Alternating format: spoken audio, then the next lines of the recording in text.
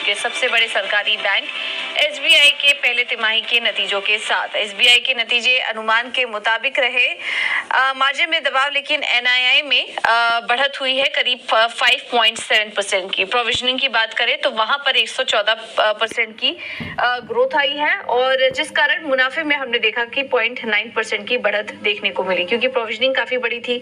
Other income यानी कि अन्य आय में एक गिरावट दर्ज हुई, थोड़ी कमी वहां पर देखने को मिली, जिसके चलते हमने देखा कि मुनाफे में एक सपाट ग्रोथ देखने को मिला। मार्जिन में भी हमने देखा कि थोड़ा दबाव था इस तिमाही, लेकिन 3.1% के ऊपर मार्जिन के फिगर्स देखने को मिले हैं। ग्रॉस एनपीए और नेट एनपीए की बात करें तो वहां पर भी डिक्लाइन ही देखने को मिले, और नेट एनपीए के आंकड़े फ्लैट रहे 0.57% पर। एडवांसेस में करीब 16% की ग्रोथ देखने को मिली, और डिपॉजिट्स की बात करें तो करीब 8.2% की ग्रोथ देखने को मिली है। तो हर पैमाने पर हम देख रहे थे कि नतीजे इनलाइन ही इस तिमाही देखने को मिले हैं। लेकिन नतीजों के बाद एसबीआई की प्रेस कॉन्फ्रेंस हुई, और एसबीआई के चेयरमैन दिनेश खारा से हमारे सहयोगी अनुराग शाह ने कुछ अहम सवाल पूछे। आइए आपको सुनवाते हैं।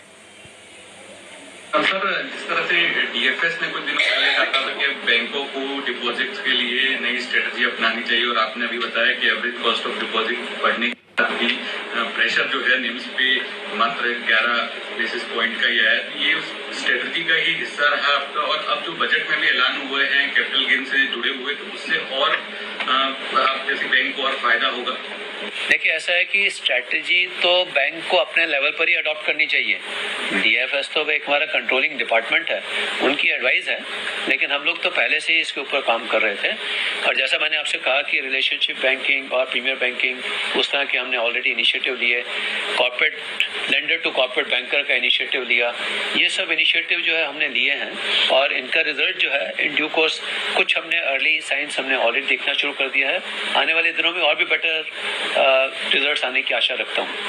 तो सर, ये होम लोन का जो पोर्टफोलियो है उसमें तो पिछले क्वार्टर में भी देखा था क्यू बेसिस पे करीब 2% की ग्रोथ थी, और इस बार भी करीब 2% की है। तो या इसमें किसी तरह का आपको संकेत देख रहे हैं?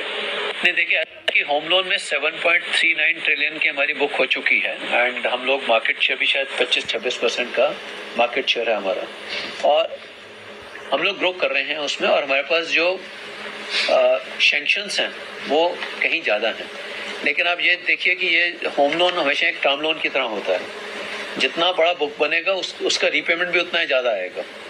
तो हमारा तकरीबन इसमें, जहाँ तक मेरे को ध्यान है, इसमें जो प्रपोजल्स आ रहे हैं उसकी ग्रोथ जो है it's actually at a very significant number.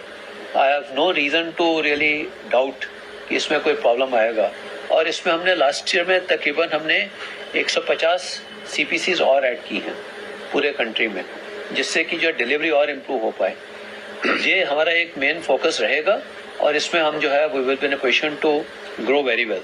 We have no challenge on that.